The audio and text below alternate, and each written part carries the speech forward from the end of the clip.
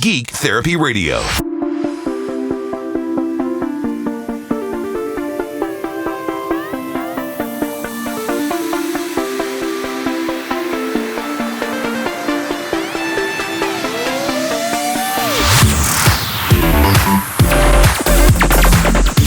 Welcome to the Geek Therapy Radio podcast. You've got your mental curator here. What's my name? I forget. What? Check my underwear. Johnny Hemberger, thank you so much for joining the podcast today. Just going to hop right into the meat and potatoes. Full belly flop into the potatoes. I saw Bill and Ted 3. Bill and Ted Face the Music. How long ago was it? A couple months ago or so, I did a podcast where I was basically voicing my opinion that based on remakes and reboots in general in Hollywood, that I would go into Bill and Ted 3, Bill and Ted Face the Music, with a bit of apprehension, and it was just because of how we've been burned by Hollywood regularly in the past. Lots of people love Bill and Ted. I love Bill and Ted. The first two Bill and Teds. I grew up with Bill and Ted. Of course. But that's all the more reason why I was apprehensive about going into Bill and Ted 3. I'm just afraid they were going to ruin a good thing. I went into my details about how they destroyed, how Hollywood just murdered Dumb and Dumber. And even though it had the original cast, Jim Carrey and Jeff Daniels, that it was the worst abomination I have ever seen. And I think that was what really made me gun shy for the movies, especially remakes and reboots. I was so traumatized by how terrible the last Dumb and Dumber was that I was too scared to even look at a movie poster of a reboot or a remake of any other childhood favorite. So, fast forwarding a little bit, I was having a conversation with friend and listener to the show, James. I've had him on the show once or twice before. And he listened to that podcast where I was scared and apprehensive about watching Bill and Ted 3, up into including possibly not seeing it. You know, I dabble with the idea of not seeing it because I was so scared to see it that it might taint Bill and Ted 1 and 2 for me. But I was talking to James, and long story short, for my birthday, he sent me $25. Thank you very much. Here's your official thank you. Your audible birthday card for me, James. Thank you so much for sending me $25. It was basically, use this $25 and watch Bill and Ted 3. This is before the movie came out. He hadn't seen it. I obviously hadn't seen it. It was just, if he could remove one piece of the puzzle, one part of the equation where I would be afraid to spend $20 on the movie in case I hated the movie and couldn't get my money back. Just like, here, I'll give you $25. Just go watch the movie. Whether it's good or bad, just watch it. And before he sent me the money, I had already resigned myself to watch the movie. I believe that I owed it to my audience. If I'm going to do an entire episode a few months ago about how scared I am to watch Bill and Ted and just the whole idea of being terrified of reboots and remakes in general, if I'm going to spend an entire episode on it, I have to see the movie then. I have to see the movie that I'm talking about in the episode to be honest to my listeners. So thank you, James, for the $25. Last night, my wife and I watched Bill and Ted 3, Face the Music. And here is my opinion of it. Before we get started, just the usual warning about spoilers.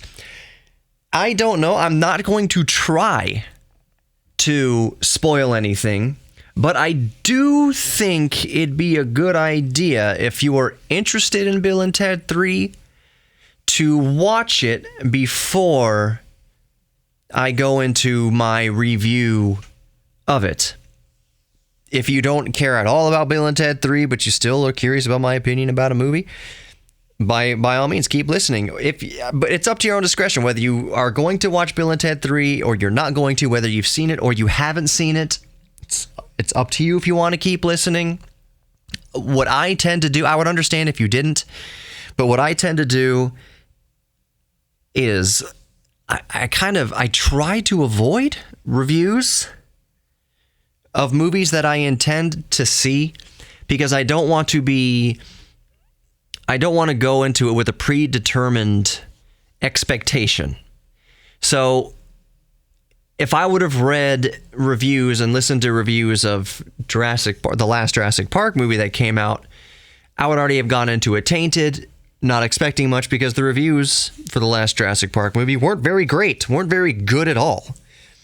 But I didn't see any of the reviews. I just love Jurassic Park in general. I knew the general mindset of moviegoers and the book readers who basically had a big beef with Michael Crichton has passed away. This isn't true canon of Jurassic Park, and how they've destroyed the storyline and blah bitty blah bitty blah. They are entitled to their own opinions. We're all geeks about something. They are geeks about Jurassic Park. They're purists about Jurassic Park. I don't know if I'm a purist with Jurassic Park. I don't think it's my personal opinion that you should be a purist when it comes to fun movies and fun franchises like Jurassic Park and even Star Wars or even Star Trek. That what makes you a purist about it, to me, in my opinion, is just how much you enjoy it. If you really, really enjoy it, then I believe that makes you more of a purist about it than anal gatekeepers who, if you misquote Star Wars or misquote Star Trek or put a character or a scenario any out of line in the flow of the movies and the flow of the story, if you misspeak about it at all, you'll have a community of gatekeepers come down and say you're not a real Trekkie. You don't really love Star Wars. You misquoted Yoda. Yoda didn't say that in Return of the Jedi. Yoda said that later on in some other movie, or he said it in a fan fiction book or whatever. Okay, the gatekeep, we can go off on a whole tangent about how gatekeeping in geek culture is just a cancer. We're not going to do that in this episode, but I think most of you listening could agree that gatekeeping sucks, and it keeps a lot of people from otherwise just enjoying it. I think there's a lot of gatekeeping in comics. I think there's a lot of gatekeeping in movies. There's a lot of gatekeeping in books and in cars and all sorts of stuff. Don't be a gatekeeper. Don't allow people into the geekdom if they aren't 100% familiar, and well-versed in the canon of whatever the geekdom is. You shouldn't be asking questions at the gate. What did Star Wars say at minute whatever in Return of the Jedi to Luke? Even if it's something basic. If the person at the gate wanting to be accepted doesn't know or makes a mistake or misquotes, come on. So anyways, I avoid reading reviews before I watch a movie. So if you don't want to listen further before you watch the movie, I understand. I try to avoid social media too, because I don't want to hear just my friends just passively mentioning Bill and Ted 3 or any movie. But let's focus on Bill and Ted 3. So my official review is going to start now at minute whatever. I'll put it somewhere in the description, at least the timestamp. Bill and Ted 3. I didn't hate it. And I think I will start off my review with the Geek score and the stick up the butt score. To refresh your memories, the Geek score is based on how much you just enjoy the movie. The stick up the butt score is when you're really analyzing the movie, you're analyzing the acting and the plot points, and you're measuring it up against something like Forrest Gump or Casablanca or whatever. That's the stick up the butt movie critic score. What's really important is the Geek score. So for instance, Jurassic Park was a Fallen World, whatever the last one was. I gave it a Geek score of, I think it was B+ or A-, I forget. I'd have to go back and look. A very high Geek score, but the stick up the butt score was D+ or C-. It was something much lower. Might have been a D-. But that's the stick up the butt score. So for Bill and Ted 3, Face the Music, my Geek score would be, and I struggle with this. Geek score would be C plus. Maybe leaning a little bit towards B minus. It is, for me, it's not an A plus geek score. I don't know what I would give an A plus geek score to. So I would think it's firmly around the higher C plus, lower B minus range as far as a geek score. And I'll explain myself, don't worry. I will defend my position. So C minus, maybe B plus for the geek score. The stick up the butt score would be a solid D minus. If I can put on my beret in cigarette at the end of a stick, don't smoke. I don't know why I'm creating this character for a stick up the butt movie critic, but stick up the butt movie critic score, stacking it up something like Forrest Gump, and you're analyzing the film meticulously frame by frame for any imperfection. Stick up the butt score, D minus. I would say D minus. But at the same time, I'll defend myself here. I love Bill and Ted in general. I love the whole franchise, Bill and Ted. I adore Bill and Ted 1 and 2.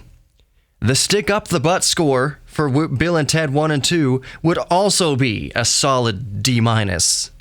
These Bill and Ted movies are not about making this wonderful, brilliant, intelligent, clever, beautiful cinematography, era-bending story, brilliant acting. Bill and Ted has never been about that. So any stick up the butt score is going to be a very low, D minus. And Bill and Ted 3 is no different. The geek score is C plus or B minus. I'll go ahead. Man, it's so tough. Part of me wants to say B minus, part of me wants to say C plus. But that's the same score as I would give Bill and Ted 1 and 2. I would still give Bill and Ted 1 and 2 and 3, I'll lump them all together. I would still give them a geek score of around B minus. They weren't my favorite movies of all time. I still love them and adore them. They weren't my favorite movies of all time, like Back to the Future was. Or even as much, well, yeah. They're not my favorite, but I still love them. And I hope that makes sense to a lot of people. The DeLorean is not a great car, the sum of its parts. But it's more than the sum of its parts. Something can be flawed, and I would argue that because it's flawed, it's the reason why we do love it. If something's too perfect, we don't love it. Forrest Gump isn't a freaking amazing movie, but it probably wouldn't even rank in my top 10 favorites. I can recognize that Forrest Gump is just a critical success, that it is nearly just a perfect movie, all things considered. But because it's so perfect and well laid out, and the acting's so brilliant, and the story's so brilliant, and the way the story's told is so brilliant, and the cinematography is so brilliant, and the directing is so brilliant, it's too perfect, which means that I can't really fall in love with it. There's not enough imperfections to fall in love with. And some would say that imperfections is what makes true beauty, and I 100% agree with that. So I went into Bill and Ted 3. I watched it on Amazon. I went into Bill and Ted 3, and I told my wife this before we started watching. I said, my heart is so ready to be disappointed by this, but I think that's just because I would go into it too critically. I'm going to go into Bill and Ted 3 exactly the same way I went into Bill and Ted 1 and 2 when I was a kid. That means I am not expecting much. I am just expecting a fun movie. I'm not looking for even though it's Keanu Reeves, I am not looking for the best acting. I don't think Keanu Reeves is even considered one of the best actors ever. He's an awesome person, but I don't think he's renowned for his brilliant acting. Anyways, going into Bill and Ted 3, the same way I go into Bill and Ted 1 and 2, which is no expectations, just all this movie has to do is be fun. I will put aside any cringy acting moments or any feeling of forced acting or anything like that. Put it aside and just watch it in the same spirit as you'd watch Bill and Ted 1 and 2. So going into that with that mindset, Bill and Ted 3, Face the Music, was a fun movie overall. I will say, and this is not a spoiler, but the robot, maybe some of you agree who's seen it, the robot's my favorite character. I appreciated seeing Rufus. That was cool. You knew that was coming. And that's not a spoiler. That's really not a spoiler. I don't think anybody who loves Bill and Ted 1 and 2 was going to go into Bill and Ted 3 and not see at least some sort of image or throwback to Rufus. And Bill and Ted 3 it did not disappoint. I think they did it. I think they depicted Rufus perfectly. When I first saw what was happening on the screen, I thought they were going to try to extract more out of it than was worth. Than it would be too much, or it would be too inauthentic, or it would be too artificial. That Rufus was a big part of Bill and Ted 1 and 2, and they would bring Rufus back for a much longer, larger, which they can't do, by the way. It's also not a spoiler that George Carlin is dead. So they could. Well, how could they do it? And that's what my fear was. Oh no, they're depicting Rufus. Is this going to be some sort of deep fake hologram technology? Are they going to artificially move his lips and make his role much bigger? Which would be just like, ugh. I think for me that would have kind of ruined things. If they did that, it would be so disrespectful. But to me, and just in my opinion, if they did that, but they didn't do that. I think the way they depicted Rufus was perfect. It was an acknowledgement, and it was almost like a poignant, it's sad because, George Carlin died well before making a Bill and Ted 3.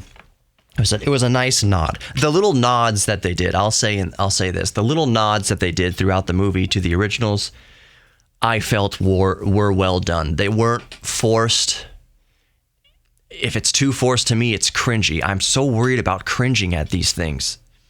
All of Dumb and Dumber, the last Dumb and Dumber was just a cringe fest from start to beginning, from start to end. It was cringy, just a cringe fest. Bill and Ted 3 wasn't. They were very minimal, if any, moments of cringe for me. I would say overall the most, if there was anything cringy, it would be, and I'll explain this a little bit because I'm going somewhere with it. It would be Keanu Reeves acting. But that's only if you have a stick up the butt, because I can't criticize Keanu Reeves acting in this and then go back to Bill and Ted 1 and 2 and be like, oh, he was brilliant. No, he was just as silly in Bill and Ted 3 as he was in Bill and Ted 1 2. So it lines up perfectly. Alex Winters. I don't know why I always say Winters. Alex Winter, I think it's hard to describe this, but it seemed like he was more natural reprising his role.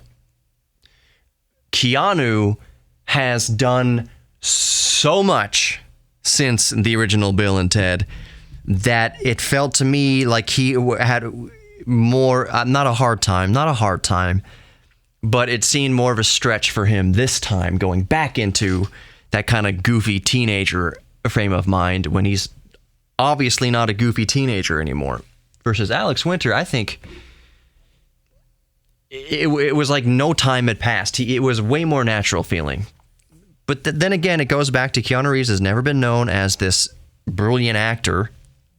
So was his performance in Bill and Ted 3 any worse than it was in Bill and Ted 1 and 2? Absolutely not. There's just this feeling that I got from it. I don't know. I don't know. It's just this feeling that I got from his acting that I didn't get from Alex Winter's acting, not plural possessive. Their daughters, it took some time to, not long, They talk like their parents, as you can imagine. They talk like Bill and Ted. Billy and Thea are their daughters' names. But it works. It works, and you can't... Again, that was one of the moments I had to say, Johnny, take the stick out of your butt and realize what you're seeing here. You're not looking for this dynamic, amazing Shakespearean performance out of their daughters. They are Bill and Ted's daughters. They are going to act like Bill and Ted. So keep that context around all of this. If you would have seen this when you were a little boy or growing up in your childhood, no performance would have stuck out to you as being a bad performance. And the girls' performances weren't bad at all. They were actually very good for what the movie is. So my favorite character, and I'm struggling with how to say this without spoiling it, is the robot. When you see the movie, if you haven't seen it yet, you'll know why the robot is easily like the most endearing character. And I'll say why I think that is, because it just kind of dawned on me. Station! The robot doesn't look like, it's not the same as Bill and Ted 2. It's not any of that. Those creatures. The robot plot point, I think, initially, when you first see that this is going to be a plot point, I think that it gives itself up for a level of cringe. Cringe in that you're using a robot for this task, really? It's so cliche and it's so overdone, and that was my first thought when they introduced the robot for what the robot was supposed to do. It's like, really? A robot?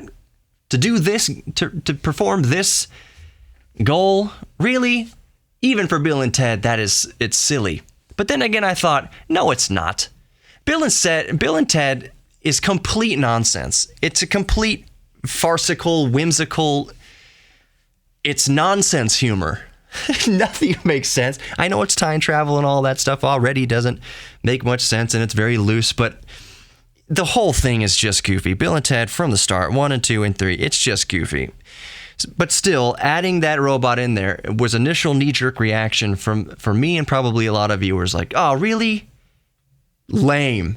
But I think that the directors knew this and the writers knew this. So it becomes the reason why the robot is so lovable and so endearing, and why there's probably going to be a S-load of cosplay for the Bill and Ted 3 robot. They just did it out of that cringe, the initial knee-jerk cringe. They immediately won the audience over with the robot's character. The director is like a nod. The directors know that this is silly. We're going to make the robot very lovable. Very relatable as well. Seriously, I wouldn't say it was a laugh a minute in the movie. For me anyways, it wasn't a laugh a minute. But I found myself laughing at almost any scene with the robot. Like a genuine, that's silly, it's funny. You could tell that it's a little teeny tiny bit of the writers breaking the fourth wall a little bit. They know that this robot device is played, so they changed that character, and you'll see when you watch it. They changed that character completely, knowing that the device was weak, if that makes sense. It's a little nod. We know this device is weak. We're going to make this the most lovable character in the entire movie. And they did. Again, mark my words, once conventions start back up, you're going to see quite a bit of robot.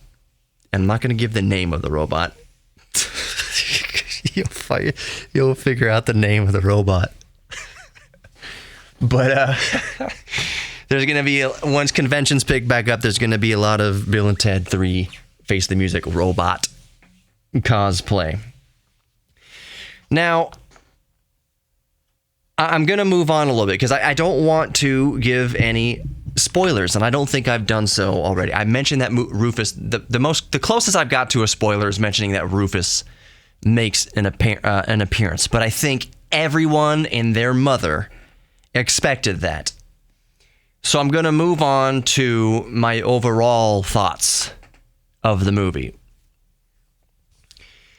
So going into it with a childhood attitude, with no expectations on brilliant acting or anything that I've just described as far as what makes a movie exceptional. Going into it, just kind of a few laughs. Let's have a little bit of fun, and we'll see how the movie does. And it did good. Like I said, C+, B-. For the true geek score from me. If you think it was an A+ or even A-, let me know. geektherapy@iheartmedia.com. But you know what, really? Go to the website. geektherapyradio.com is a much better way to contact me.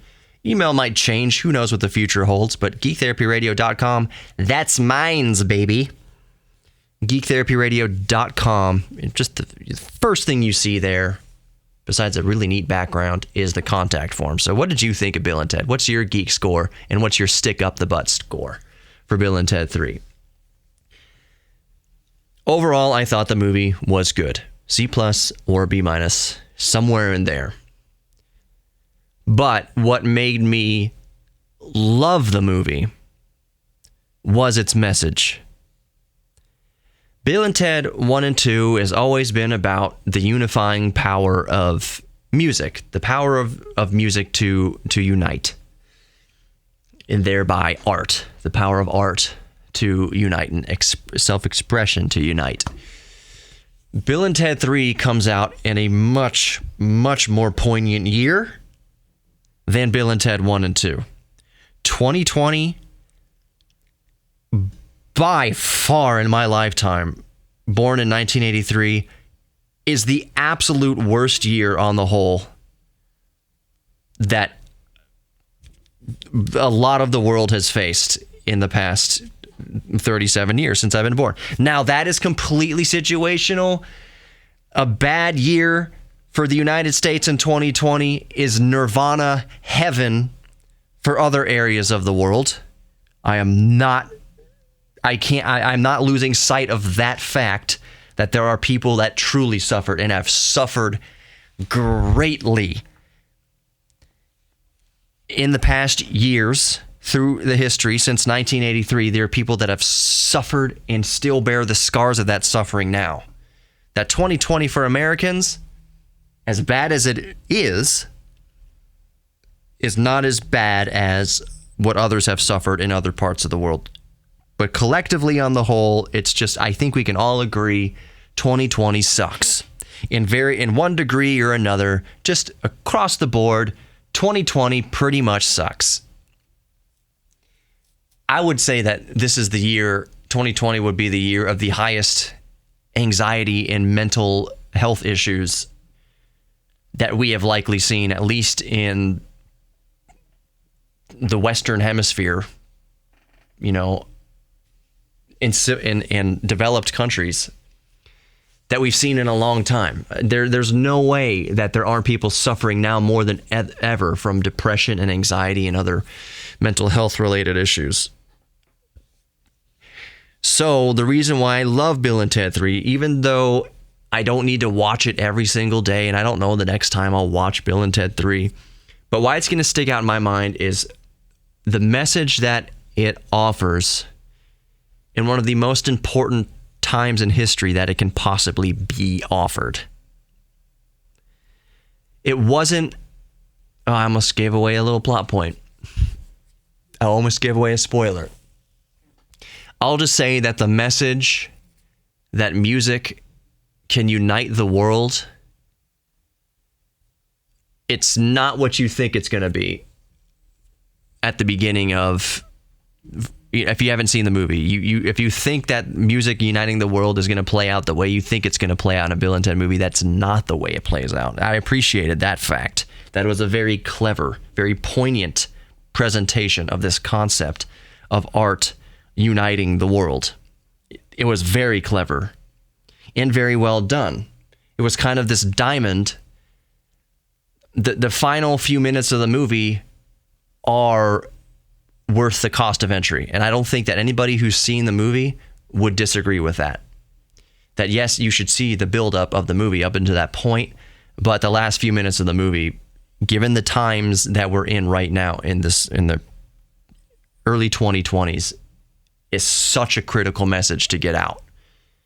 We needed this message in this feel-good story now more than ever. It was so well done. The message was so well done. So critical to hear. I was going into it, I was thinking, okay, if this is going to be, the premise of the movie, it's not a spoiler, they need to write the song that brings together humanity. So I'm thinking, I wonder what that song's going to be. What is this song going to sound like? In the end, it doesn't matter what the song sounds like. It's not the point.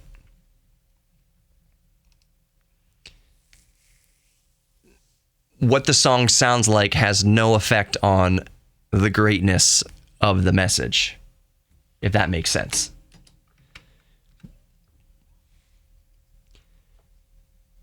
I'm just thinking. I love the way they did it. And I'm just going to further bolster my opinion that because Bill and Ted 3 has the message that it has and delivered it in the way that they did, that just because I give it a geek score of C- or C+ or a B-, I'm going to be official now, B-. Giving Bill and Ted 3 a B- because of the overall message. If the movie's fun factor for me was a C+, the message is an absolute, well, the message is an A+, but it gives the overall score, I would say, B-. So if you haven't already seen Bill and Ted 3, should you see Bill and Ted 3?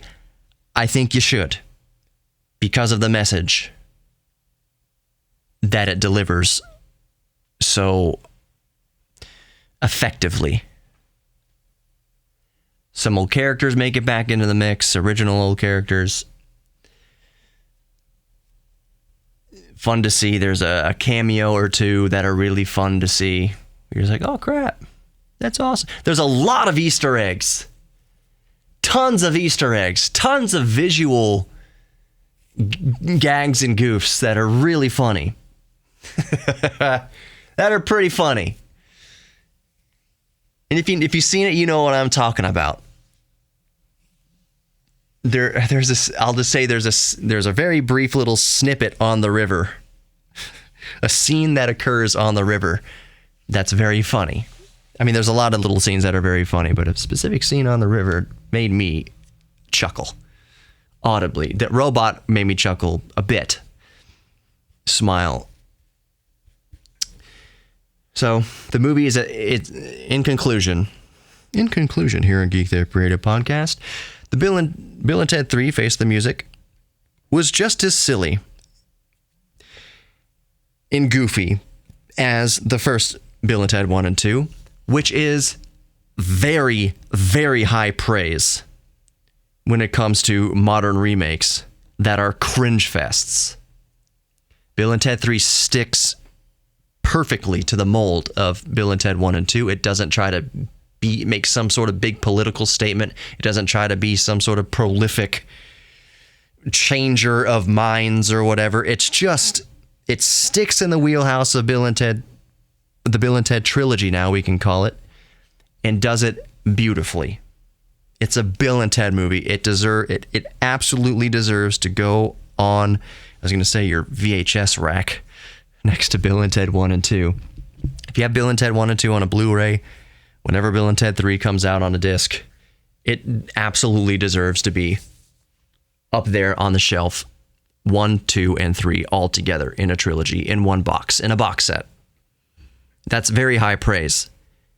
Some would say that not all Indiana Jones movies deserve to be within 10 feet of each other. We're not going to get into all of that.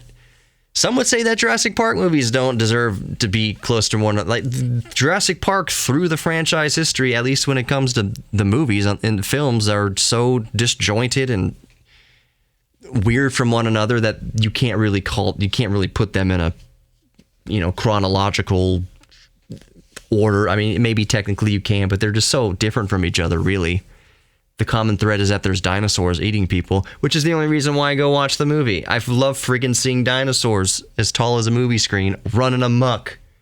People criticizing modern Jurassic Park movies for missing the point in the plot from Michael Crichton, and this is not the engine that Michael Crichton developed, and this is the Dr. Grant, it's not what he blah, blah, blah. Oh my gosh. Can we just watch a raptor,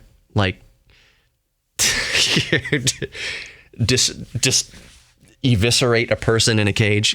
Do we have to analyze this so much? When a T-Rex is chomping down on a random grunt soldier, are we going to really analyze this like this? No, just watch the dinosaurs running amok. It's fun. Just stay fun. If you want the true experience of Jurassic Park, read the books. I would 100% agree. If you want more of a true experience of any franchise that started out as a novel, read the novels. Read the books first. It's rare that a movie surpasses the book, if ever. As much as I love the first Jurassic Park, titled Jurassic Park, I think it came out in 1993, it's an amazing movie. One of my top 3, probably. Absolutely in my top 3 movies. Maybe top 2. Perhaps. But as great as it is and as in high regard as I hold it, it's not a pimple on the book's butt. The book, the first Jurassic Park book, they couldn't make it into a movie because, first of all, it would be rated NC-17. It would be a rating that nobody could see. There's way more graphic violence in the book, but characters are way different. Characters are developed way more in the book. Obviously, you have 300-400 pages to develop characters. So it's going to be way more intimate and intricate, and you can have so many more kind of plot points going on. And because it's a book, it's a format that lends itself to becoming that detailed and getting the reader that engrossed and that ingrained in the story. Versus a movie, it's an hour and a half. What can you tell in an hour and a half? The same argument, I'll stop that train of thought right there and go back to Jurassic Park. The movies have a little more leeway to be action-packed. In the book, you can go 100 pages between action sequences, before suspenseful points in the plot. In the movie, you can't go an hour between exciting sequences. You have to get the action going from the beginning.